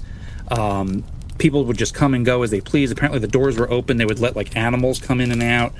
They'd be doing all this weird sex shit. And they would let like the kids come in and out. Like just anything you can think of. While the sex was going on. Kids would just be watching. So there's a guy who the shredder would be so disgusted because like his hideout, it's like half pipes, arcades, walls of TVs to watch April O'Neil on. So sick. But if he would have saw this place, it would have been dude. Yeah, he'd be like, find him, silence him. You were just letting them all in, you know. Well, that's the funny thing because in a minute someone does kind of do that, but we'll get to it in a second. So. During these harsh conditions, Crowley's a complete drug fiend at this point. The rituals and sexual practices were just shocking the townsfolk. They didn't know what to do. Like, what is going on here? All these weird people are here. They rented this house. We see all this strange stuff going on. Apparently, he would take some of his he had this one guy he would take out on the streets with like a dog collar, and he'd like beat him in the streets or something. All these weird stories kind of happen. They're like build the wall. Yeah. I guess. So, in particular, Raoul Loveday was this follower, and apparently, Crowley put the screws to him because he made him do all these weird practices. But one of the things that he made him do, aside from cutting himself every time he used the word "I," because you're not supposed to have any ego, was he made him drink cat's blood from a dead cat that they had used in some kind of ritual from the day of a few days before. No surprise, cut to, he dies. Well, that's weird. It's crazy. You're drinking cat blood? Yeah. But the thing that doesn't, I mean, I guess it kind of makes sense because these things do happen, but he was there with his wife during this whole thing. And his wife the whole time was like, this isn't a good idea. And eventually, she tried to go to a hospital. They're like, no, you can't go to the hospital because if you do, we'll expel you. It's like, well, you're living in essentially a porta potty. And... I love the concept of no ego from an egomaniac. I love that. This religion, you have to get rid of your ego. Dude, it's every one of these guys does this. Yeah, they always do that, and they're like, and then they build a structure upon ego. It's like you can work your way up. You're proud. Get to this level, so there's your ego right there. So what the fuck are you talking about, Jack? So he dies. The wife goes into town. And she, basically tells, hey, the authorities, what's going on over there. She's like, he died from this. So Mussolini gets word of this, and he literally pulls a shredder, and he's just like, get these guys out of here. They get expelled from the country immediately. Crazy to think of Mussolini doing something really cool, but you're like, all right, not all bad. Yeah. Not all bad. Yeah, so... There are people out there. There are people out there who are like, Mussolini hated him. That means he's right. Oh, for sure. And it's funny because you see these videos, and I sent you some videos of stuff. People this is a pilgrimage spot. People go, that house is still there. It's in ruins because it's in Sicily. If you know anything about Sicily, if we have any Sigi listeners, hey, I love you. You know the magical feeling. thinking of that culture. So that is, that place is pure through the Moloiks, pure evil. They don't want to touch it. So it's actually still there, even to this day. It's still there. The one fucking cockshine doing the fucking thing, but I can't. I just look at. I like. Oh my god. Yeah. Sorry. It drives me up a fucking wall. Yeah. like his girlfriend's filming him in the fake infrared greens, whatever you want to fucking call it, night vision, and he's like doing his thing with his shirt off, but he's got his tight designer fucking jeans on, and got his tattoos. Because he had to have money to get there, man. This is not just Yeah. You fuck. You silly fuck. It's just so many groups of silly fucks out there. It's what it is. I thought you guys liked the paranormal. Hey, fuck this you. Isn't we the do. paranormal. This is we had to cover this begrudgingly. I had to cover this. Yeah. Like we purposely we held off because like it's like, how are we going to do this? How's it going to go? And it just came up when I was like, let's just fucking do it. Because like if you can't see the silliness after this of like us being like, hey, look, and then making the joke, like if you can't see the silliness of this fucking guy's life, wait till you get to the end of his life. Yep. Wait for that. Wait to see what all this gets you. You fuck. Yep. I'm worked up. It's what it is. So the rest of his after this was like kind of like the big downfall for him. I mean, he comes, but he has to come back to England. I mean, in here, there's some rumors that during the wartime years where he like, he was going to be a spy for. He says, I was a spy for, and it actually turned out to be like, no, they're like, we don't want your help at all. So then like he's like, I'm going to help the Germans then, and then it's like he didn't really though. It's like, probably trying to see if he had any like artifacts. They're like, oh wait, this might be. Fucking Goebbels was like, hey, is he? No, there wasn't even. They didn't consider this guy at all. There was none of that. I mean, he still had his followers, and he was trying to promote his religion of Thelema, but this was the downward spiral for him. There were some lawsuits he got involved into. He sunk into poverty, more failed relationships. His addiction just continued to worsen. I mean, he was completely addicted to heroin at this point because if you had asthma, they gave you heroin back in the day. Wouldn't go no. But during this time, this is where people try to give him his bona fides here. But Crowley produced an enormous body of work: magical instruction, poetry, fiction, autobiography, commentary, ritual texts, essays, and letters, and they're all dog shit. It's all like L. Ron Hubbard. It's all bullshit. But he remained committed to his idea, and he wanted to, on paper or at least to public, he's like, no, I really want to transmit the new law for humanity. I'm the new Messiah. Apparently he never repented, but that's not true, because now this is another thing that you come across where like it's like, no, he was this one guy his whole life. But then you read other accounts where it's like, no, he settled down with that last family. He was like in his 70s, I think, by the time he got there. He fathered a son with this woman who apparently walked up to him and said, I want to have your kid. He was like, yes, you do. And you want to let me live with you, because he had no money, he had nothing. And some accounts from that period, like we were saying before, where he said we have these quotes from him where he says, like, am I a failure? Did I do nothing with my entire life? It's like, yeah, that's exactly what happened. And he goes back to that picture of him on the beach with his son. Yep. You see it on him. You see the kid. You see it in everything. He's like, I could have been. I should have just did this. I could have been on a beach with my kid, son. That I actually finally go, oh wow. Took me to my 70s to go, oh, this is what life is about. Life is about legacy, carrying like not destroying the legacy of my family, which I did. I completely destroyed my family's legacy, even though they were fucking shitbirds too. You are your job is to be the one that either changes it for the good, or goes out on a good note, something like that, some purpose. And he reproduces. He has the his what they called his real son. He also had another daughter in there too, who wanted nothing to do with him. Right. But this was his what he called real son, real child. and you see him, the kid's on his knee, they're on the beach, and you're like, look at this frail old idiot. Yeah. You finally see purpose in his eyes when he's looking at this kid. And it makes me so sad. Yeah. For the type of people that get caught up in this bullshit. And not just this and other bullshit. It makes me so sad for the people that get caught up in the bullshit. people that are left in his wake. Like, I have no sympathy for him. I mean, he's... Yeah, no. Fuck that guy to death. No, that's not my fault. Yeah, no, I know exactly what you're talking about. Even people that get caught up in all these, like, right now you're seeing. You see, Sure. It's crazy. Yeah. It's like, dude, have a family. Even if you can't try, you find family. Yeah, I mean, or at least have purpose that's not destroying other people's lives, Like that, sure, yes. It's so sad. It's so sad that, like, it just takes certain things for certain people. Dude, I had my first kid almost 40.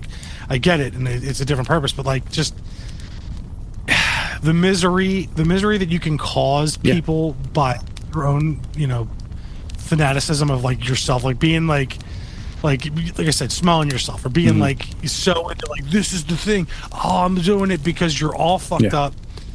You're like you're generating your own. Yeah. It's ego, but or own legacy. You think you're doing this whole legacy when you're so farsighted that you can't even see what you're doing because you just think it's fun and you're rebelling against your parents. It's all this, my message, my lineage, Sure. my whole No, bullshit. I gotcha. It's really just a kid with mommy and daddy issues who unfortunately had a lot of money and was able to do whatever he wanted for years, never had to grow up, and then by the time he got to the end of his life, he's like, oh shit, I guess it's kind of too late. But, he dies in 1947, and people kind of think, I guess that's going to be it for him. But then the 1960s come along, bro. And he kind of gets smoothed over and kind of gets made into more of like, no, he was a humanist. No, he wasn't an evil prick who did horrible things and let anyone die or anything. No. He was a romantic. He was for human rights and like to break free from like religious persecution and all this stuff. And this is John Lennon. Yeah, John Lennon, which also another horrible human being. I don't know if you know if you're listening to this and don't know that, look it up. We've discussed it. He was a monster. Yeah. So he's, what is it? Cover Sergeant Pepper's. He's on there because they thought that he was this like, this counterculture guy. It's like, well, yes, he was, but he was a piece of shit.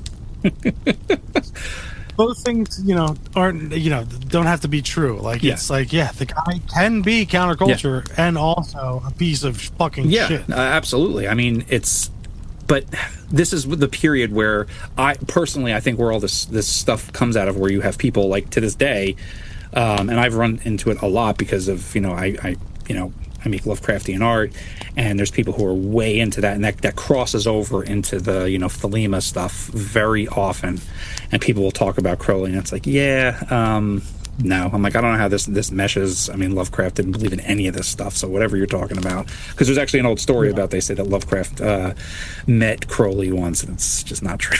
Because his wife was involved in some stuff, and it's like, no, there's no facts. Sure. Yeah, shut the But I mean, this is where we get this, unfortunately, this legend, because all these guys who got into him. You have Jimmy Page from Led Zeppelin, who bought his house, Boleskine House, which I got to be honest, from this whole story, I'm kind of interested in kind of going back to some of the legends with Boleskine House, because aside from just the Crowley stuff, that whole thing could be an episode. I mean, to be honest, it should. And I'm confusing certain things because when I got deep into this whole stuff. I think it was like 2021. It's one of them in that house. Jimmy Page, and I know we already said Crowley didn't die there, but did Jimmy Page die in that house? I think Jimmy Page is still alive. I'm thinking Robert Bottom. Okay, where did Bottom die? John Bonham? John Bottom. But I'm a mix. I'm a mix of all this stuff. No, he did not die in that house. I'm trying to pull from all this. You know what? We'll fix it all and have an episode for the I think we should do the Boleskine House, because honestly, it has really good paranormal stuff aside, and the Crowley stuff kind of like adds a little extra layer of mysticism to it, which I think is kind of cool. But 3 months of happy episode. yeah. But I mean, that's But here's the deal. Aleister Crowley. All that shit that I was just spewing, that's all this information I read, when I was 20. So that's 20 years ago of all stuff that I'm trying to recall from this information from these same people that are still doing it, pointing behind them on the Instagram. I gotcha. So just a couple of fun things to just point out on here. So you mentioned before that alien looking thing we were talking about before. That's the lamb drawing. Look, we can't go into all of his stuff. It's just, this would be a 4-hour episode, but during one of his drug binge hallucinations / rituals, he apparently contacted this alien being called Lamb. It basically looks like a gray alien with little eyes, and people think that he broke through to the ethereal plane / other dimensions and was contacting aliens before anybody else. Yeah, exactly. He spent a long time. I think it was like 4 or 5 years in New York City. Did his whole thing while he was there. Talked about doing all these rituals and opening portals and things. And apparently that was one of the germs that inspired Dan Aykroyd for Ghostbusters, because he opened these portals to these extra-dimensional beings. Look, I love Dan Aykroyd. Me too. But he's crazy as the day is long, and I love him. Oh yeah, yeah. And he ain't drinking cat's blood. No. But he has all the lore. Yeah. He's like us in the fact that he gets so worked up in the lore, the verbal tradition of like, I love that. I love the verbal hand me down stories that he trusted the people he heard it from. So it's like, it can't be bullshit because that person I trust and I love, and it's like, ooh, Danny boy. Yeah. Some of that. It's interesting because Thelema actually continues to exist as a religious and magical system to this day. No, I've met people. I'm like, okay. They're like, well, and I very seriously toned telling me that, Aleister Crowley started, what the hell is he saying to me? That, like, he released these creatures, and, like, then the Nazis got the creatures, and they used, I'm like, okay, all right. Are you writing a fucking comic book? I don't know. Like, I don't know. He was smoking clove cigarettes, so I don't know if that helps you. Doesn't help me. It hurts. It hurts. I think, because I worked as a bouncer for years, and then I would always talk to people, like and then I would hear something and be like, different bands and this and that, and like, was it the Mars Volta would come up, and I would like, heard about that one with the Ouija board, and we'd talk, and other people were like, are you talking about the occult? And they come up with a clove, and you're like, what am I about to fucking hear? Well, right. Bauhaus t-shirt or a... actually, no, I'm going to go Bauhaus t-shirt. Dude, it comes in all shapes and sizes. It does. And you get surprised sometimes. You're like, dude, you looked cool. I'm like, I thought you were cool for a minute. Mm-hmm. Talk to me about fucking Annabelle. I guess. Well, there's a lot of other, stories involving him.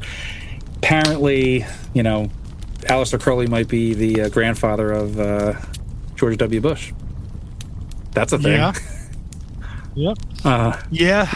We talked. I saw a couple documentaries where Barbara, his mother, they would do his face over, like, and then fade into hers. And they're like, look at this. And you're kind of like, oh shit, that's kind of similar. Yeah, maybe. I mean, who's to say what these people in power are doing? Well, and apparently Barbara Bush was conceived during a sex magic ritual conducted by Crowley. Yeah. Well, the fun, here's where I'm at with this kind of stuff too. It's just like, don't bother me. I don't care. Like, I want to know about it, but also at the same breath, I'm like, you guys, there's nothing I can do to change any of this. We as human beings is where we're at in our station in life. It's just, let me just like have a chill, like happy, there's gonna be ups and downs, but like, just leave me alone with your crazy sex magic and like moon rituals. Like, I don't want to hear about Barbara Bush being conceived in the ritual from Berserk at the end. Like, but I do, but I don't, and it's just like, I don't know. What do we know? It's like, we know Jack Nicholson's Leonardo DiCaprio's father. Like, it's all like a mishmash of this like class that we're never going to have real access to. So all we're dealt is a bunch of these anecdotal, stories which is the same as ghosts, same as aliens, Sure. same as all the like. All we have is what we can see in front of us. And yes, she was conceived. Right. I mean, it's what it is. So to give you that little fun background thing with Lovecraft and and Crowley, so the only real kind of I don't know story that goes. So the rumor always was that there was a repeated claim that his wife Sonia Green. There were some sources that claim that she had known or even dated Crowley before marrying Lovecraft. But this is very shaky, and it's just kind of like repeated kind of rumor kind of thing. And That's his New York wife, yeah, right? he only had one.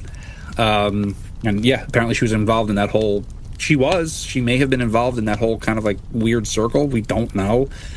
But it's enough to be like, I don't know. But there is a somewhat indirect connection. There's this guy named Kenneth Grant. Grant was a British occultist and later a major figure in Thelema. And he had a real connection to Crowley. He served as his secretary and was initiated into Crowley's like inner circle, which you know what that means. But in his 1972 book, The Magical Revival, Grant argued that Lovecraft's Cthulhu mythos was not merely fiction, but a kind of unconscious psychic transmission connected to the same occult forces that Crowley supposedly contacted. And this is where people try to connect the two. It's more like Dude, one Howard would following be like, the. no. Yeah, that's the thing.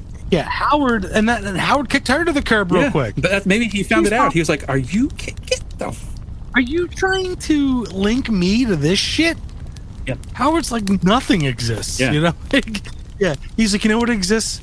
I want to not be around anyone. Yeah, he's like, you know, I'm gonna come to New York and I'm gonna kick that wizard down the stairs. We need to make a movie. Howard, the whole movie is just him. He reads a letter. He gets incensed. He gets on a train, travels by night, knocks on Crowley's door, pulls him out the door, kicks him down the stairs, goes back to Providence. Right. I wish, but we know Howard was very much a pants. Hey, man, maybe that was a smear campaign by the... I would like that to be true. But there's a couple other guys that I think deserve honorable mention with this. Just this fucking scumbag.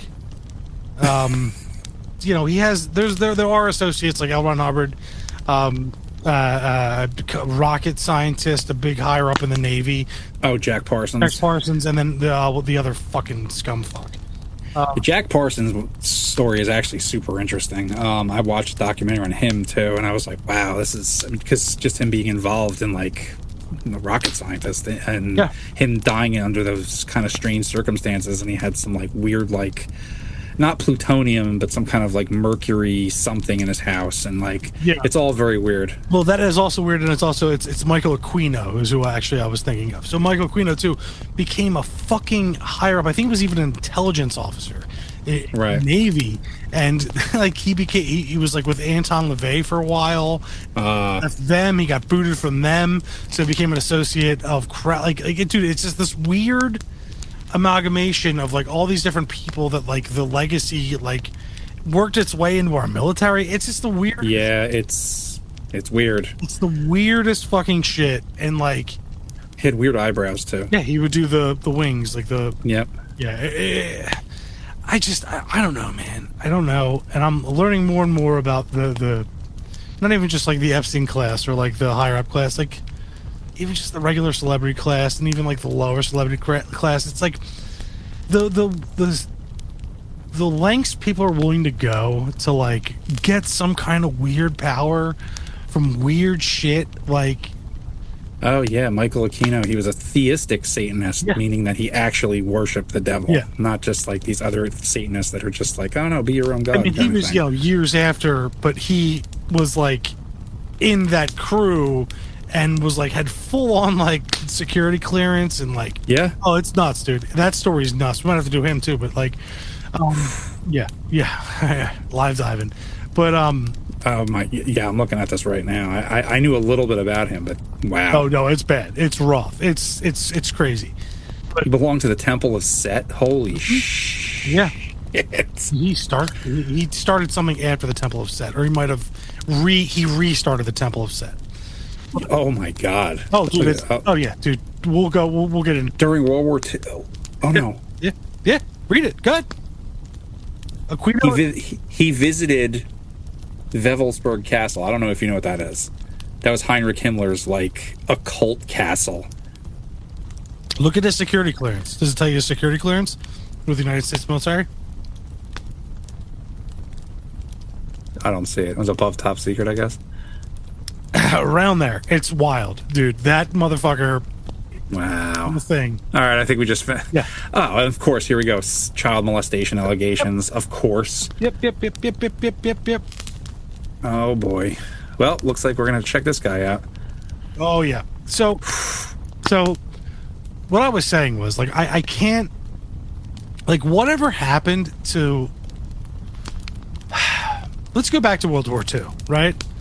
Let's go back to, like, after, like, everything and all this bullshit calmed down. Like, remember when it was, like, I just want, like, to live a normal life?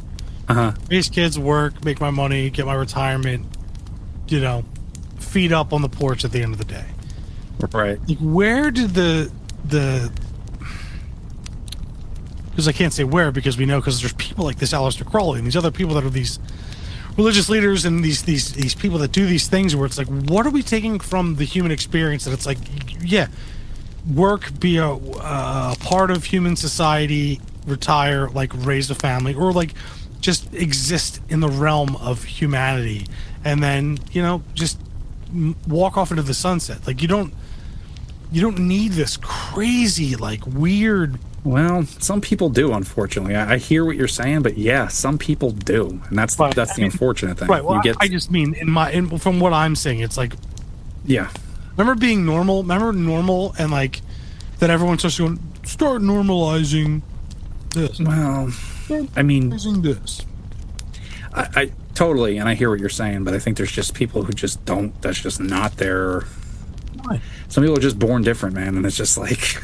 They because of it, or because of just a little bit of a different thing, or just because their perspective gets skewed, they just go this whole different way. You know, it's like if you're fucked up just a little bit, an inch to the right, and you keep going by 1,000 miles, you're off by 1,000,000 miles. You know what I mean? If you're off just a little bit, it goes all the way this wrong way. You know what I mean? Yeah. So like, it just, someone like him, I think it's just. I can't even say that it's a cautionary tale. It's just like, well, how many? Yeah, because the majority of us are never going to have that. Like, you know. No, because it was extraordinary circumstances. He was you know, a spoiled rich kid who had had almost, you know, inexhaustible wealth, who got to do whatever he wanted and was just a monster to everybody. Right. And he kind of made a religion around himself because he was such an egomaniac. I guess I'm talking about the followers then and still the followers now. Like the concept of like, yes, it's fun to get, you know, the romanticized story and like try to like dive deep into that, but then like to convince yourself there's merit behind all this, like to convince yourself that like. Where you run into trouble for sure. Yeah. And yeah, it's like, you know, well, you know, the whole death of ego thing, you're literally chasing ego. You're 100% chasing ego. Yeah, I mean, it's like having like a crazy party. Everyone got crazy blackout drunk. Some wacko shit happened, and then you try to be sat down the next day. It's like, could you justify all that? It's like, no. Of course not. They try to. That's the thing. But that's the thing. They're trying to, and it's like, this is ridiculous. It's like, you went on a 40, 50, 60-year bender, yeah, and then, you know, and now you want to have a legitimized, you know, religion. It's like, no. And as it all fell apart, you were like, everything my grandmom says was cool and right. Was cool. Right. Right. Yeah. Right. Trying to control and wrestle demons, sure, go ahead. At the end of the day, it's like, what? It's yeah. Eat some of this, you know. Maybe sit down, watch TV. Yeah, totally. Yeah. And even, you know, once again, we get to this point on one of our episodes where we start talking about, you know, we put the hat on and we say, okay, all this is real. Let's say he was a true believer. Why the hell would you go that direction? If you think that, I don't think he was, personally. No. I think he had true believers. He was the fraudster. They always are. Mm-hmm. But like, say some of his believers that were with him, if you thought this stuff was real, why would you go this direction? You know what I mean? It's like, if this is real, Yeah. I don't think I would mess with the dark stuff, right? No, and I've often said, and I've been on here, and like I'm not doing the thing that I usually do, but like Yeah. my older brother, one time we were talking about it, he was witchcraft and stuff, and I was like, dude, look, if witchcraft really worked, I was like, I would have found it, I would have found out how to use it, and I would have used it. And I was like, you're worried about nothing, like. Oh yeah, I mean like I've come across many people that are practicing in it, and right. Hey, if it's your thing, Sure. it's your thing, but Sure. And they would say the same thing about me and my beliefs. right. Whatever.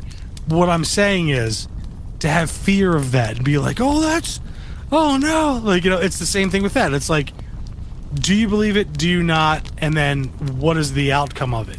It usually is nothing. Any of it. I don't, even then, I don't see any reason to be afraid of it. Because if it's like, if this whole realm of stuff is real, then it's like, if you're on the good side, what do you have to worry about? Oh, yeah. Well, that's my whole thing. It's like, and they even say, even witches will tell you, Yeah. if you believe in it, Yeah. that's when it works. And it's like, well, no, my shit destroys your shit. Like that. Lickety split. Like, Yeah, sure. Sure. There's also, I just, seeing the silliness of it and like leading people down these weird paths of like we are into this stuff, right? Like me and you are, but we're not like, oh dude, I want to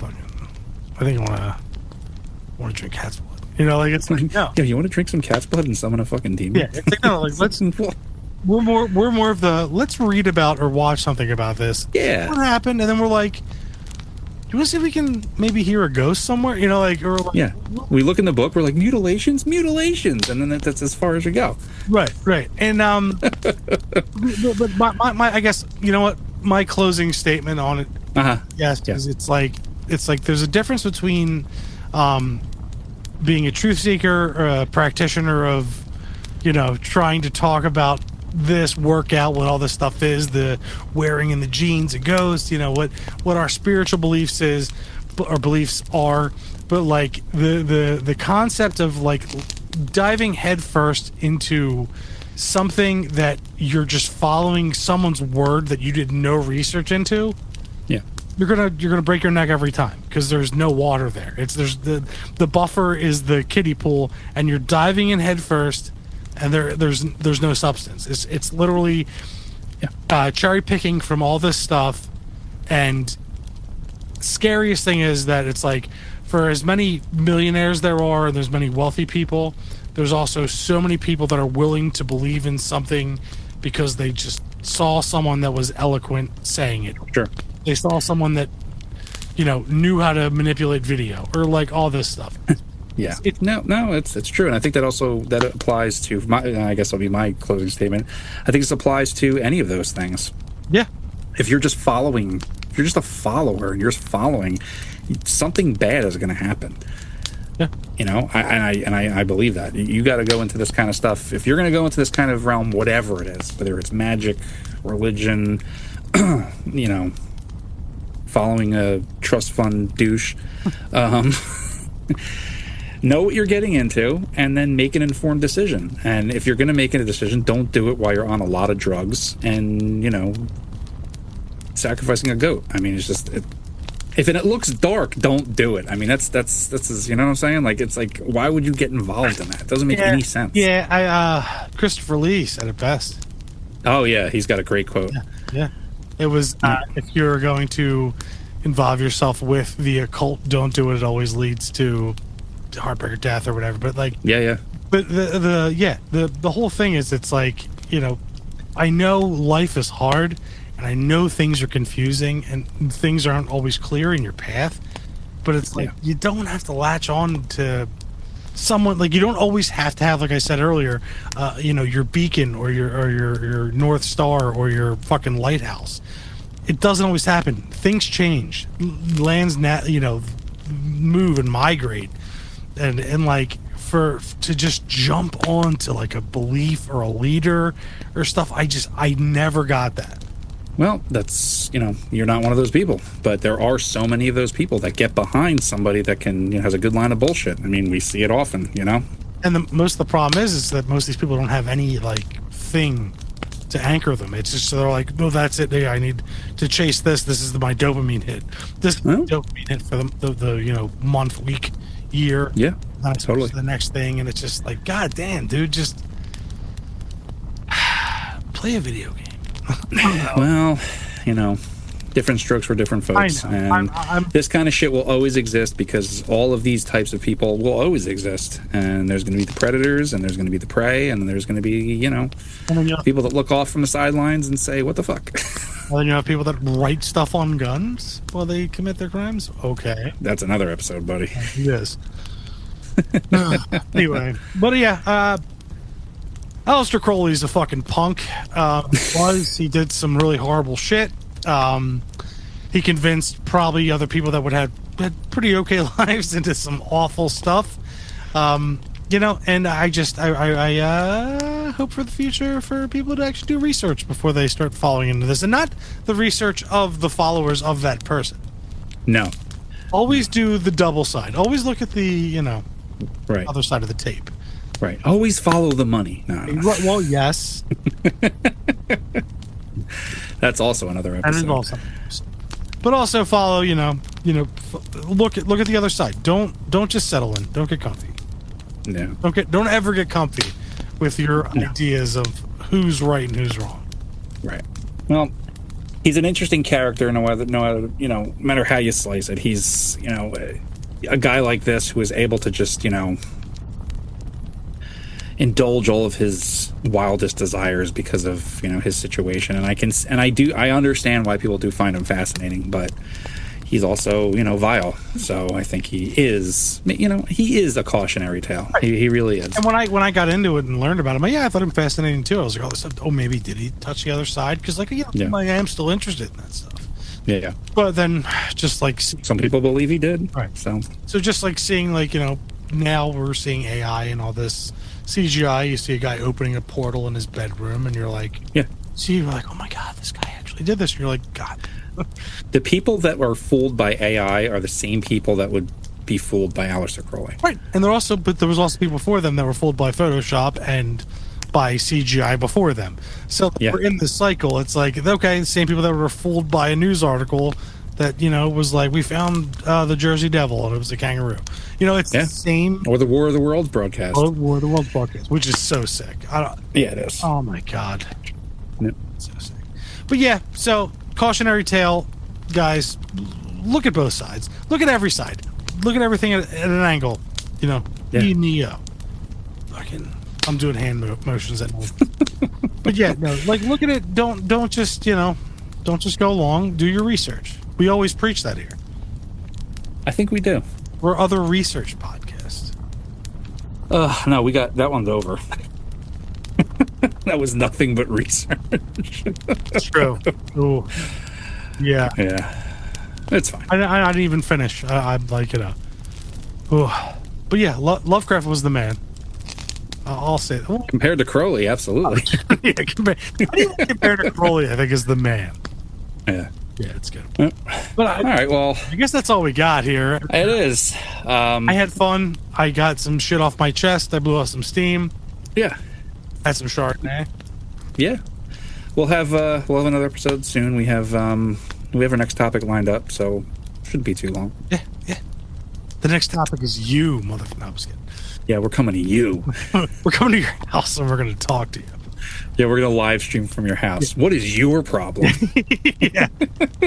Not ours. Your problem. That's funny. Nothing's going to be funny for the next week after how hard I laughed at the wizard fight. You know what? I disagree. I think it's like breaking the seal. I think everything's going to be funny for you now. Maybe. Own it. I'll try. Own it, you sad fuck. I'll try, man. There's nothing funnier than thinking about that shit. It's just. Oh, it's hysterical. Imagine being there. Oh my. That's what I need the time. Do you think like street urchins threw lettuce and tomatoes at him? I don't know. I think he's scurried. Did he fall through a crate with chickens in it? I wish.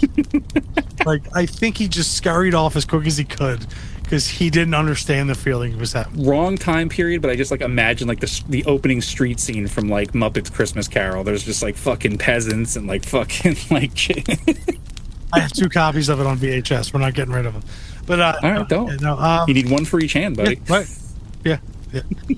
But I guess that's all we got. I mean, I would stay here and talk all day with Jay. Oh no, it's all good. It's been a while, and we said this before. This is like our therapy, and man, I love it. I love you guys. I hope you find this as interesting, as fun as we did. We'll see you soon. Yeah, right. And as for this episode of Other Dangerous Podcast, I've been James. And I've been Jason McKittrick. As always, have a spooky evening. Spooky.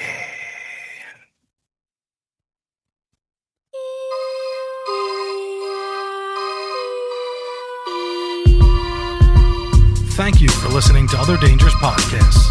Have you encountered the other dangers? If so, you can email us at otherdangerouspodcast@gmail.com. And if you'd like to have a discussion about the paranormal, you can find us at Other Dangerous Podcast on Facebook and Instagram. There you can find submitted pictures, videos, and artwork from listeners. We are now streaming on YouTube, Spotify, Apple Podcasts, and anywhere else podcasts are streamed. And after listening, please don't forget to like, share, and subscribe so we can continue to bring you the other dangers.